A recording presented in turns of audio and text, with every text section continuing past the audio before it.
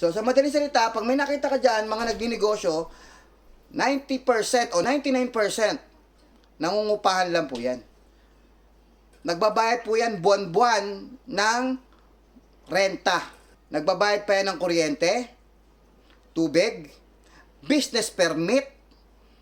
Ang daming binabayaran ng mga negosyante. Nagbabayad din ng tauhan. Ang tawag po dyan, overhead. You need to spend money to make money.